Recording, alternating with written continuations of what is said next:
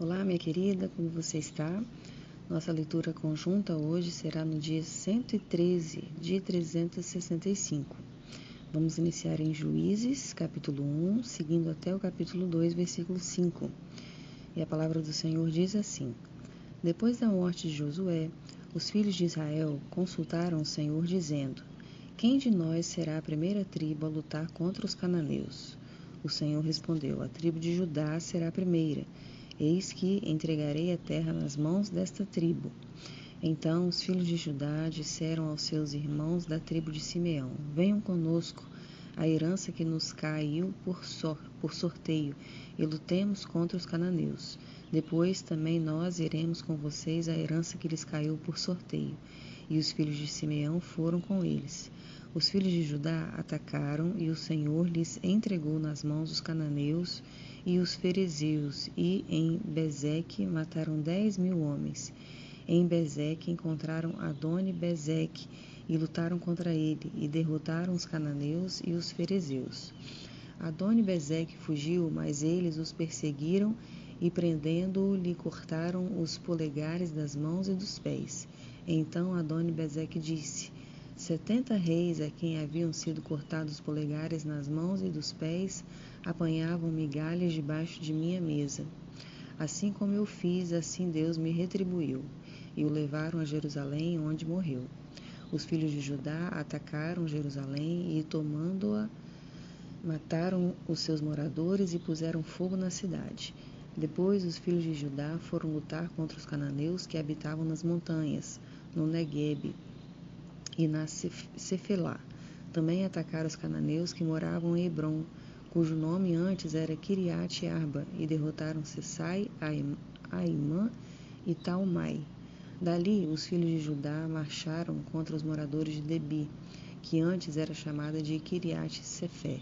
Então Calebe disse: Darei a minha filha Áquisa por mulher ao homem que atacar e conquistar Quiriate-Sefé.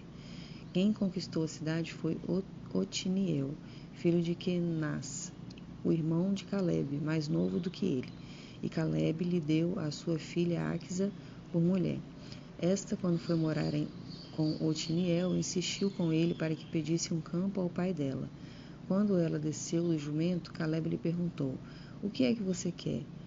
Ela respondeu: Quero que me dê um presente, já que o Senhor me deu uma terra seca, que me dê também algumas fontes de água. Então Calebe lhe deu as fontes superiores e as fontes inferiores. Os filhos do Queneu, sogro de Moisés, saíram da cidade das palmeiras com os filhos de Judá e foram ao deserto de Judá, que está ao sul de Arade. Foram e habitaram com este povo. Os filhos de Judá foram com seus irmãos da tribo de Simeão e atacaram os cananeus que moravam em Zefate e destruíram totalmente a cidade. Por isso foi chamada de Ormá. Também conquistaram Gaza, Asquelon e Ecrom, com seus respectivos territórios. O Senhor esteve com os filhos da tribo de Judá, e estes ocuparam a região das montanhas. Porém não expulsaram os moradores do vale, porque estes tinham carros de ferro. E como Moisés havia prometido, deram Hebrom a Calebe, e este expulsou dali os 3 filhos de Anak. Porém os filhos de Benjamim não expulsaram os jebuseus, que moravam em Jerusalém. Assim, os jebuseus vivem com os filhos de Benjamim em Jerusalém até o dia de hoje. A casa de José atacou Betel, e o Senhor estava com eles. A casa de José enviou homens a espiar Betel, que antes se chamava Luz. Os espias viram um homem que saía da cidade e lhe disseram: Mostre-nos a entrada da cidade e teremos misericórdia de você. O homem mostrou a entrada da cidade e eles mataram os moradores ao fio da espada, mas deixaram ir aquele homem e toda a sua família. Então ele foi para a terra dos heteus, edificou uma cidade e lhe deu o nome de Luz, e este é o nome até o dia de hoje. A tribo de Manassés não expulsou os moradores de Bet-Seã, nem os de Taanac, nem os de Dor, nem os de Ibleão, nem os de Megido, todas as suas respectivas aldeias. Os cananeus continuaram a viver naquela terra. Quando, porém, Israel se tornou mais forte, sujeitou os cananeus a trabalhos forçados, mas não os expulsou de todo.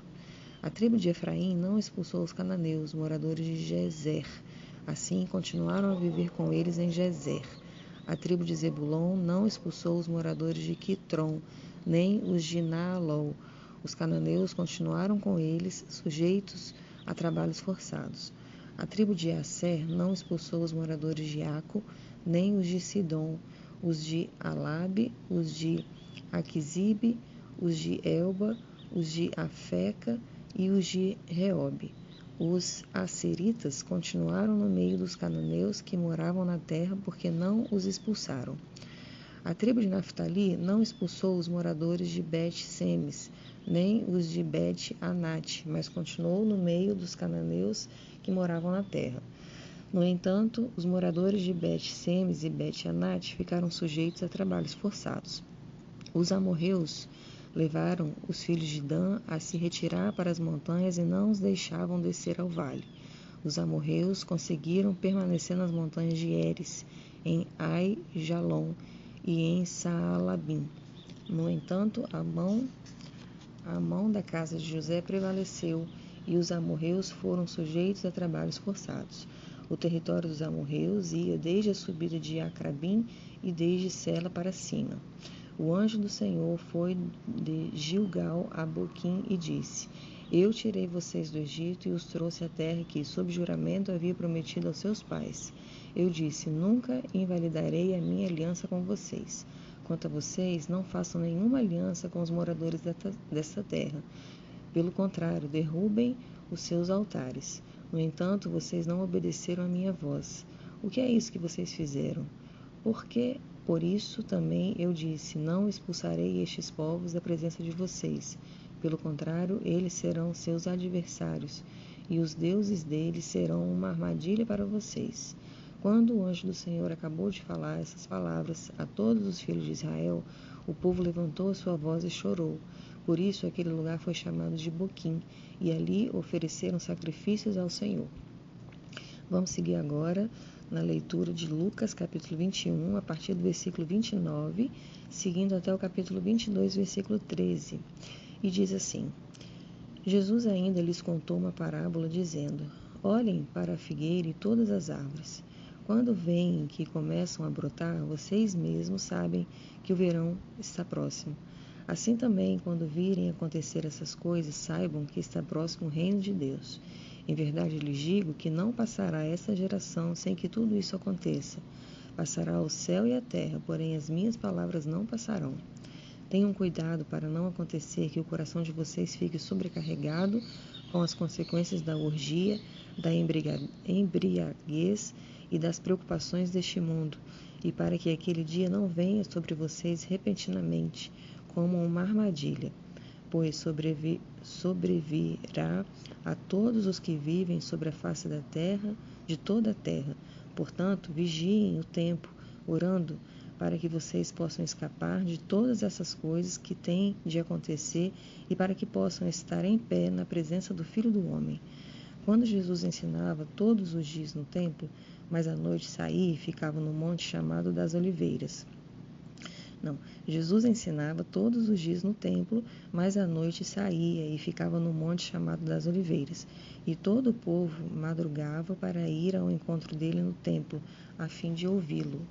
Estava próxima a festa dos pães sem fermento, chamada Páscoa. Os principais sacerdotes e os escribas procuravam uma forma de matar Jesus, porque temiam o povo. Ora, Satanás entrou em Judas, chamado Iscariotes, que era um dos 12. Judas foi entender-se com os principais sacerdotes e os capitães sobre como lhes entregaria Jesus. Eles se alegraram e combinaram em lhe dar dinheiro. Judas concordou e buscava uma boa ocasião para lhes entregar Jesus longe da multidão. Chegou o dia da festa dos pães sem fermento, em que era necessário fazer o sacrifício do cordeiro pascal. Então Jesus enviou Pedro e João, dizendo: Vão e preparem a Páscoa para que a comamos. Eles lhe perguntaram: Onde o Senhor quer que a preparemos? Jesus lhes explicou: Ao entrar na cidade, vocês encontrarão um homem com um cântaro de água. Sigam esse homem até a casa que ele entrar e digam ao dono da casa: O mestre pergunta: Onde fica o aposento no qual comerei a Páscoa com meus discípulos? Ele lhes mostrará um espaço cenáculo mobiliado. Ali façam os preparativos. E indo, acharam tudo como Jesus lhes tinha dito e prepararam a Páscoa. Seguimos agora para Salmos, capítulo 90, seguindo até o capítulo 91, versículo 16.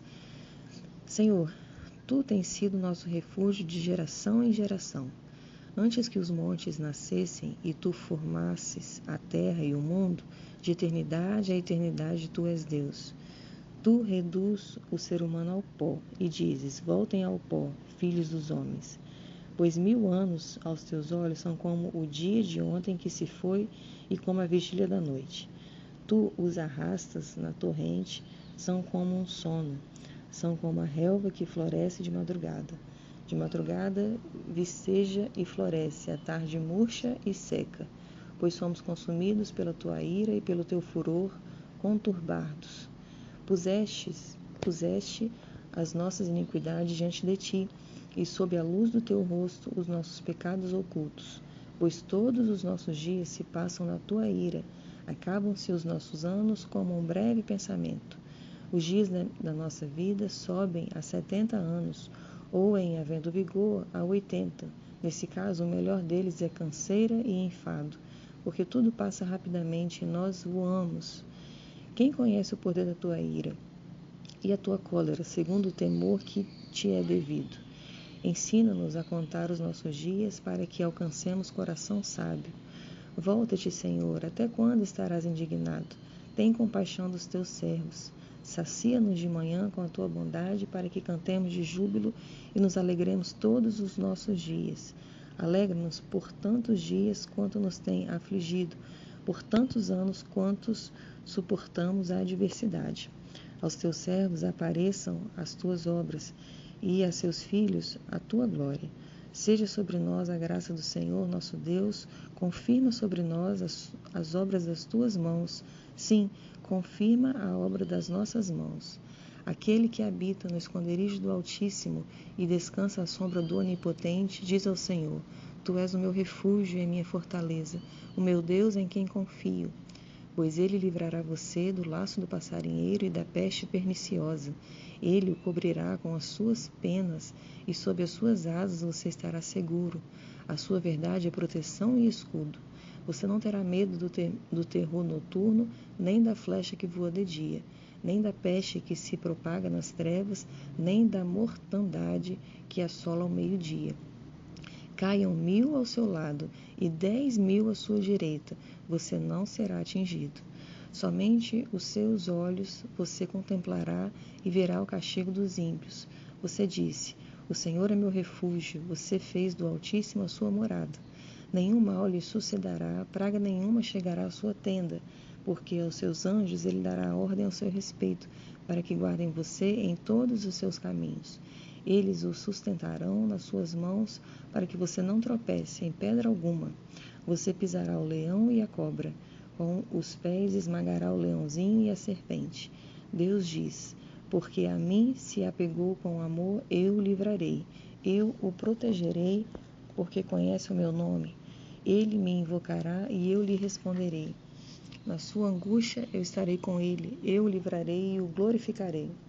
Vou saciá-lo com longevidade e lhe mostrarei a minha salvação. Finalizamos agora com Provérbios, capítulo 13, versículo 24 e 25. O que retém a vara odeia o seu filho. Quem o ama, este o disciplina desde cedo. O justo tem o bastante para satisfazer o seu apetite, mas o estômago dos ímpios passa fome. Amém. Que o Senhor abençoe o seu dia. Agradeço a sua companhia. Eu sou a Cláudia e te espero na próxima semana.